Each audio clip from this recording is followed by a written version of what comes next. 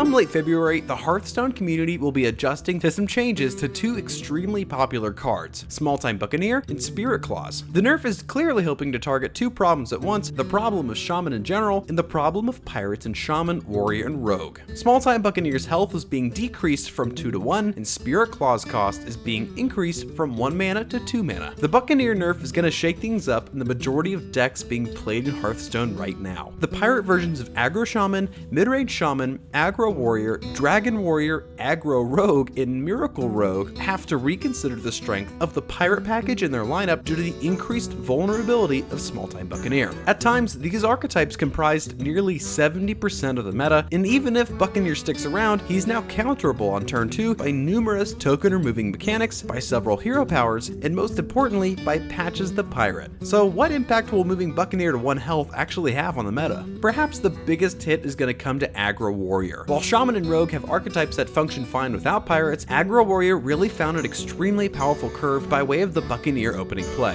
While Aggro Warrior showed up in the pre-Mean Streets meta here and there, its true power came by way of its consistency. Small Time Buccaneer was the cornerstone of this consistency. With the reduction in strength and consistency of Aggro Warrior's favorite opening play, we might also see the return of some archetypes that have gone quiet. We might see the return of some formerly strong tempo decks. The turn 1 power of Buccaneer Patches followed by a weapon really cast a shadow on archetypes like Zoo Warlock and Tempo Mage. Cards like Mana Worm and Flame Imp, while strong, were nothing compared to the Buccaneer opening. These types of decks are likely to stand a better chance with Buccaneer's health reduction in play. The 1 to 2 mana cost shift for Spirit Claws is drastic, literally doubling the price of putting the card into play. The trouble with the Claws nerf is simply that it will not impact the strength of Shaman in the current meta. Without Buccaneer and Claws, Aggro Shaman will have to reinvent, perhaps leaning on the back of the Trog Golem Flame Wreathed opening, and then reverting to the Doomhammer and Burst style finishes. These changes don't impact the green elephant in the room nearly enough though, Jade Midrange Shaman. Jade Shaman is the real archetype that has been showing its potential in recent weeks. On the whole, these two nerfs might very well benefit the archetype. The few matchups where Jade Shaman isn't favored, its 50-50 matchups against Aggro Shaman, Aggro Warrior, and Rogue are going to get stronger for the Shaman, as these fast decks are all taking a big hit.